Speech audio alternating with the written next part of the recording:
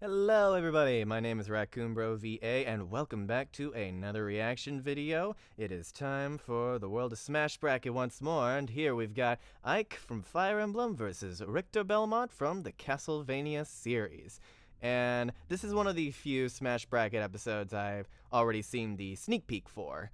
They don't do many of those compared to Death Battle, but I've seen this one and I gotta say it looks really promising. Like, the 3D animation is killing it. Like, it's getting, like, they're slowly stepping up their game when it comes to how it looks visually, and I'm very excited to see this. And I'm pretty sure that I don't know if Roundtable has been on before, but yes, and I see Anonymous is back as Ike. That's very fun. I haven't heard of Josh Poor, but I'm looking forward to seeing how they do, and let's all get into the mayhem. Who would win in a fight between a fearless vampire slayer and one of the greatest mercenaries to ever live? Oh, I should probably also say I don't have really a connection to either series. I haven't played a single Fire Emblem game, and I played a little bit of Castlevania on the like the collection that they have on the Switch. Like, pretty sure it was Castlevania 3 I played. I don't even remember that much. I'm Ink. I'm Levi. And this is Smash Bracket, the show where we put every character from Super Smash Bros. Ultimate into a giant animated tournament to figure out who's canonically the most powerful. Make the most sense. And one contender for that title is Richter Belmont, the hero of Castlevania. And I know what you're thinking. Richter Belmont? I hardly know her Belmont. But Richter is one of the coolest protagonists in the series. Not only does he have a killer intro cutscene, but he just might be the most 80s action hero vampire slayer to ever vampire. Almost nobody knew who Richter was when he got announced, despite the fact that he was in Symphony of the Night, or the PlayStation one, and that's one of the most famous Castlevanias. Slay, which for as long as he lived was all he ever knew. He was the descendant in a long line of vampire slayers that stretches back to his great-great-great-great-great-great-great-grandpa, yes, Leon. Gramps put his fiance's soul into a whip called Vampire Killer to fight the scariest man in existence at the time. Looks like we're just doing Levi and Ink now. I mean, hey, it's a surprise to be sure, but a welcome one. Walter. With some kind of weird fusion mumbo-jumbo, from Walter's soul, Dracula was born. The big bad evil guy of Castlevania who was... Hey, shut up. Shut your dang car. Destined to revive every 100 years. While his power seemed insurmountable, it's like Indiana Jones always said, when there's a whip, there's a way. The sacred whip Vampire Killer was passed down generation to generation in the Belmont clan for the sole purpose of killing vampires. Well named. Real fast, I gotta throw in, Leon's legs caught on fire when he kicked things.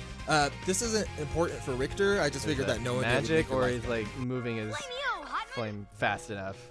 Aside from that, Belmonts became obsessed with killing vampires. Richter spent his early years studying the arts required to defeat these things. Oh boy. Anywhere from magic, combat, weaponry, and whatever this is. Whoa. Go that high. During this pivotal time of his life, Richter mastered each and every holy weapon of the Belmont clan. Things like crosses, knives, axes, smoke clouds, and holy water to burn the evil out of people. How one masters the art of water fighting is beyond me, but I'll give it a pass. One of the most notable of these weapons is his pocket watch, which, unlike the one passed down by my grandfather, could stop time. Let me guess. I was almost about to say a Pulp Fiction reference, but I guess they were able to. While his enemies were frozen in time, Richter had free reign to whip his enemies into next week. He could also turn invisible and intangible, and could even muster up the strength to throw a holy book at people, really giving a new meaning to Bible bashing. For the most part, each of these were standard Belmont inventory, but Richter had an ace up his sleeve. Richter was occasionally called the most powerful Belmont, and it wasn't without reason. Unlike Belmonts before him, Richter could activate an ability called Item Crash. Item Crash caused each of his weapons to enter a superpowered state where he could do a whole bunch of crazy stuff, like chuck tons of knives at his enemies, summon rain made of holy water, and ignite the Vampire Killer for a powerful blow that also briefly makes him invincible. How do you whip something hard enough to become invincible? That is the true power of a Belmont, Ink thinks. Alright, if I was Dracula, fighting someone who could whip something so hard that he spontaneously combusts and turns invincible, dude, honestly, I would just go home. Get out of here. The fire wasn't the only intimidating What thing kind of here sadist uses Richter a could whip? also whip strong enough to shatter large amounts of crystal. Not only that, but he was fast enough to slap bullets out of the air and outplay incredibly skilled enemies like Dracula himself. whip bullets. Yeah, apparently. Speaking of whipping weaponry, this one time when I was 10, I bought a bullwhip at scout camp, and I thought it would look really cool if I tried to whip a throwing knife out of a tree, but rather than looking like the coolest person you ever seen in your whole dang life like I thought I would, it immediately sliced the whip completely apart and destroyed it. So yeah, I've got to say I'm a little jealous of Richter. Dracula must not have even known what hit him. Imagine being the big bad evil guy for centuries, right? All the power and grandeur and epic monologues, and then one day you're outplayed by a bullet-slapping boy in a headband who can't even legally drink. That's something. Let's talk about that fight with Dracula, though. Although Belmonts trained their whole lives for the chance to slay a vampire, Dracula's terror was sporadic enough that not all Belmonts got the chance to fight him. And the ones who do generally have no real warning of when he would rise again, meaning they had to be ready to go at the drop of a whip. But Dracula did always resurrect eventually, and he came back stronger each time. We're gonna get While this implies that each Belmont also gets stronger with each generation, that doesn't make it an easy fight. Especially when you consider that Richter was only a teenager when the call to action came. When I was 19, I was impressed with myself for working at Dairy Queen and Papa John's at the same time. But Richter's over here showing off by killing vampires, getting engaged, and moonwalking. A power reserved for only the fiercest of warriors, like the Belmonts and ice cream Michael Jackson. In order to be Batman. When the call to action did come, Richter immediately leapt into battle and fought off death itself. Not only so that he could kill Dracula, which he had trained for his entire life, but also to rescue his fiancée, Annette. I thought that was Robot Chicken for a second. You know, if I kept getting murdered to death by the same bloodline over and over, I'd probably stray away from kidnapping their one true love. Richter fought as bravely as he could, but in some timelines, he was too late. His love had been turned from Annette into a vampire. Left with no other option, Richter was forced to fight for his life. And with his back against the wall, he was forced to kill the only woman he ever loved. With his heart broken and his whip stained by the blood of the woman he loved most, Richter forced himself to calm down and focus on what mattered most for the greater good. Slaying Dracula. It didn't take long before Richter found the Vampire Lord and battled him in a showdown to the death. His 19 years of training and hard work were finally put to the test, and in the end, Richter came out the victor. But in the wake of his victory, he realized he had nothing left to live for. He had killed his fiancée and at the age of 19 already accomplished what he had been training his whole life for. His actions gave the world peace but robbed him of purpose, and it felt as if nothing mattered, as if he didn't matter. He spent years thinking back to the glory days when Dracula still lived and he had love and purpose in his life. I wish evil Unfortunately, still existed feelings in the like world. this attract evil wizards like flies to honey. And eventually, an evil magician named Shaft discovered Richter's plight. Imagine the struggle this man must have gone through to be an intimidating evil bad guy when his name was Shaft. I mean, maybe, but he more than... It just reminds me of that one from the game Twisted Metal. One of the endings is what Calypso always gives you, like, your wish, but it's like, oh, it's got like a twist to it. But like, and the police officers are like, we want world peace. It's like, all right, your wish is granted. There is world peace, but now you don't have a job. Ooh. It's like, really? That's the best you could come up with? All things considered, when bad endings go, it's pretty dang good. I think you move on from being a police officer to like maybe working at a gas station. I don't know. His name by completely shafting Richter's life. Shaft noticed that these dark feelings within Richter were slowly eating away at his sanity. While he'd once been a pillar of justice, he now wanted nothing more than something to fight for, anything to fight for. So Shaft took these dark feelings and amplified them so much that Richter became what he used to hate most, a servant of darkness. And in a frenzy of despair, Richter sought to revive Dracula himself so that they could continue to fight for all eternity, reliving his glory days over and over, and giving Richter something to live for once more. But when he was put to a stop by some old allies, he realized where he actually was in his life. He had lost nearly everything he loved, but that didn't mean he had nothing left to give. His situation wasn't unique. Every Belmont spent their life training to become a slayer of vampires, and those who never got the chance to fight Dracula lived empty lives. Their family knew nothing but violence and monster hunting, so Richter decided to break the chain of despair and give the whip to a new family line, the Morris clan via Jonathan Morris. Here, I don't want to deal with it anymore. This is y'all's problem now. Breaking the family bloodline's claim over the whip was like the biggest no-no that a Belmont could have done. But Richter was tired of his family being a clan full of dysfunctional he-men. So Richter betrayed his family so that their future may be brighter. But he didn't leave ruin the future of another family. That would be too simple. The whip held a part of his essence within it, and in order to wield it, an individual had to be worthy enough and powerful enough to defeat Richter in battle. And while Jonathan Morris did eventually beat Richter, Richter's determination to test those who wielded the whip only cemented how he'd be remembered. One of the greatest Belmonts of all time, who didn't just slay vampires, but also beat his inner demons and gave every last part of himself so that his family could be protected and the Belmonts might live a life of peace at last. But not the Morrises. Fire Emblem is no stranger to tragedy. It's a series that doesn't pull its punches and anyone can die at any minute. But through the wild twists and turns of Fire Emblem, one scrappy swordsman stands unique among the rest. Someone who isn't afraid to speak his mind, do what's right, and look tragedy in the face, only to rise above it and ascend to new heights. Meet Ike, a teenager who was born in the land of Galia, alongside his sister Mist and his father, a legendary hero named Greel. Ike grew up alongside his father's group of sellswords, the Grail Mercenaries, and joined their ranks at the age of 17. He may have been a minor, but he was a major threat on the battlefield. As the son of a legendary mercenary, Ike had trained his whole life in swordplay. Though he was admittedly inexperienced, Ike worked as hard as he possibly could to live up to his father's reputation. He trained with Greel each day in tireless battle to become as strong as he possibly could, and he applied that experience to his combat as a mercenary.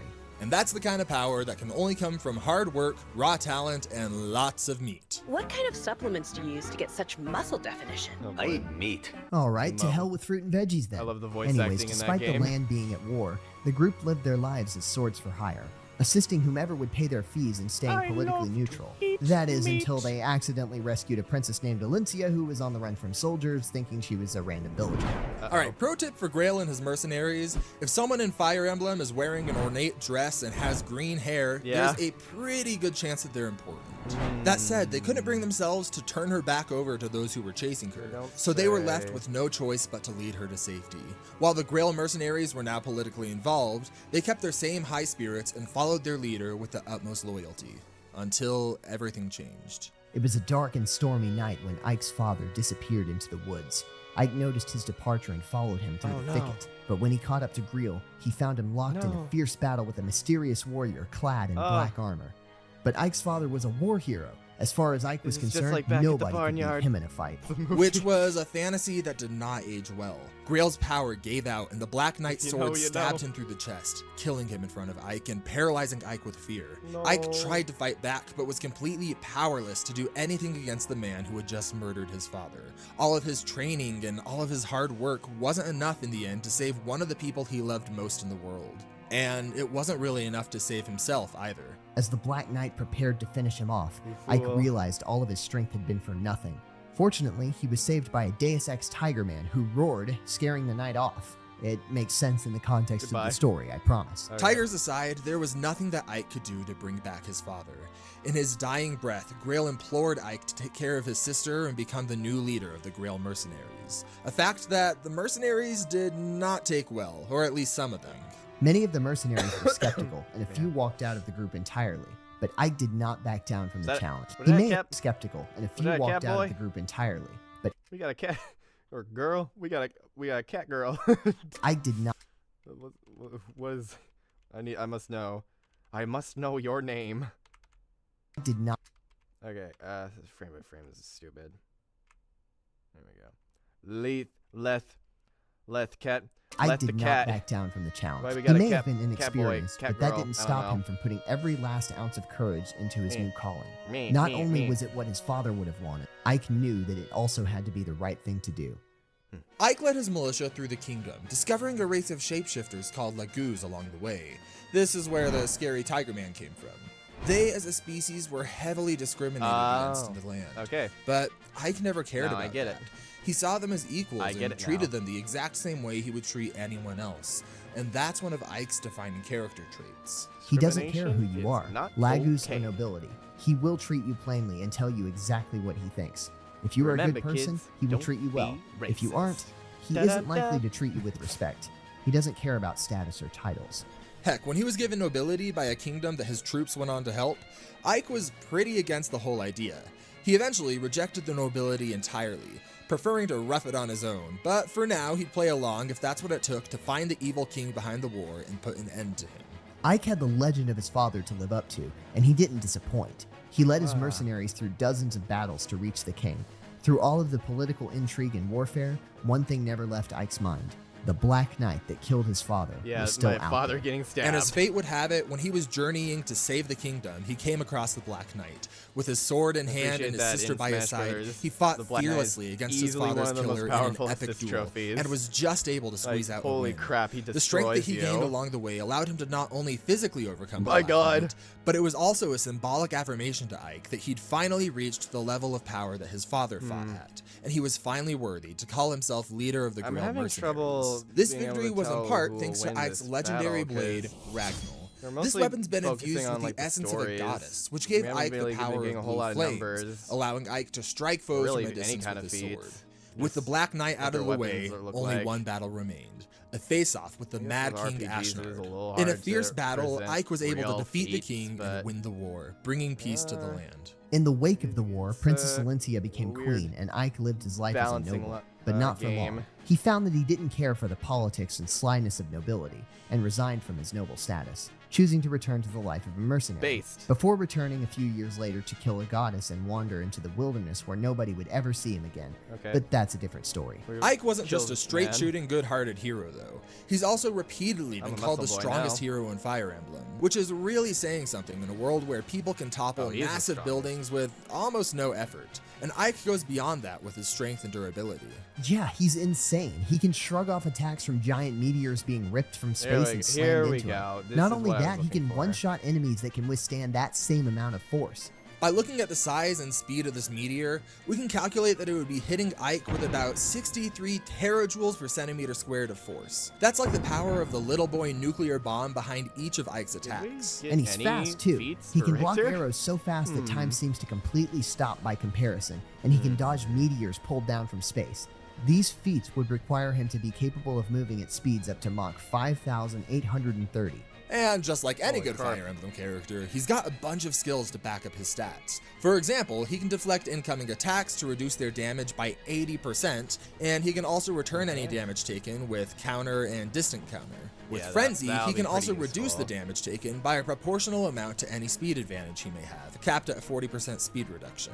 Which, given that he's moving nearly 6,000 times the speed of sound, means that he's going to have that advantage pretty dang often. He can also poison his opponents with each strike, disable his enemy's skills, stop his enemies from healing, and invert all stat boosts his enemy may have had, turning what would have been an advantage into a disadvantage. And this is all without mentioning his ability to stop most enemies from ever approaching him with the skill Obstruct. He can also survive otherwise lethal attacks with Miracle, boost his damage by 150%, regenerate health with Renewal, or use his signature abilities, Ether and Radiant Ether. Ether allows Ike to heal 50% fast. of the damage he deals, but more importantly, it negates his opponent's I wonder durability, if these attacking Fire them as if Emblem they had games no give you a defense at fast all. forward But all of these option abilities and is- stats aren't what make like, Ike as so flashy as special. these moves Ike are, sees the best in everyone, need to wrap regardless it of up. who they are or where they came from. He started as a young teenager, completely out of his element, young and forced boy. into a position of leadership that, And then he frankly, became- he wasn't ready for. became a He had man. almost no experience, but despite the discomfort of this, and despite the lack of belief from even close friends, and despite actively grieving his father, Ike wasn't afraid to step up and face the challenge. He knew what was right, and he They knew didn't that want he'd to fight CG for animate good. him He carrying knew his what dad's he had corpse. to protect, and no matter how daunting Okay. the task before him seemed, Ike would never stop fighting for his friends. But now it's time to get into the fight Yep. and find out He who will said the advance on line. to the next round of the Smash Bracket and who will be eliminated. I guess I'll go with Ike, because like Fire Emblem probably just seems like the more powerful verse, and he just seems more adept with like fighting in general, like people, whereas Richter mostly fights monsters. That's the logic I'm going with.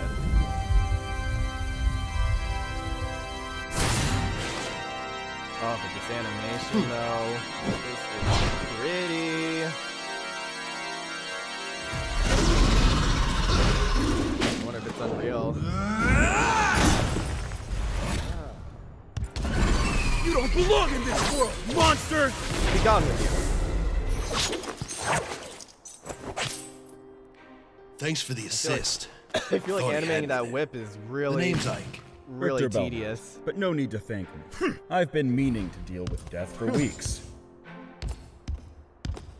have my thanks, but actually, I'm here on my own accord. I've been sent to take this castle on behalf of my... This castle isn't yours to take. We'll say I wasn't asking. the lip sync is a Only little two off right now, but like, Swords seek out not this too place bad. of their own will. Not too bad. The Belmonts, or those who would do us harm. And you are no Belmont! Have it! You don't know that. Let's get the Ancestry.com out here. 23andMe. All right, then. Let's do this. Nice. Oh. I like it. Good. Use the down air. now just dial.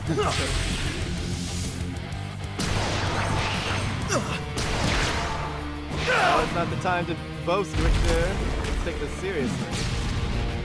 Holy crap! I'm liking Power. the environment. Don't forfeit your life over some building. Simply vacate the castle No! and... Your strength betrays your human mask, demon! Man. Show me your true form! That's good. Castle the Was that it? Okay. I am no demon. Okay. Oh, love this music switch. Yeah. Okay, this is awesome. Let's go. Oh, I'm loving this.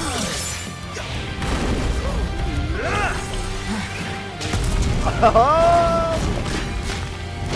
Get your sword!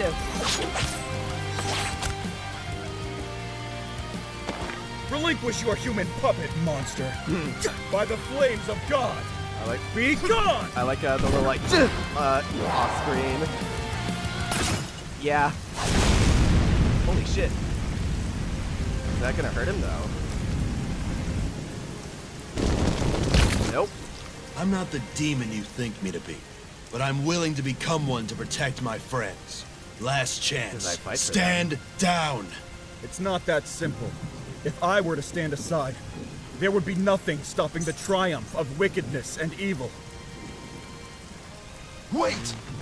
Oh, what? There are some fates worse than death. Oh my god. Dude. Ike, no! Get up. Get up, my friend. You have your friends to fight for.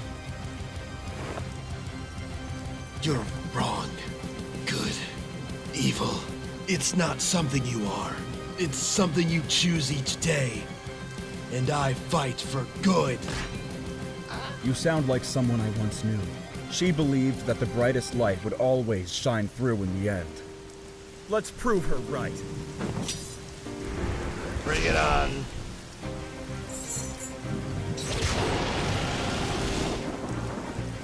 Starting to get a little less confident in my bet now. And cross! Holy crap. Whoa.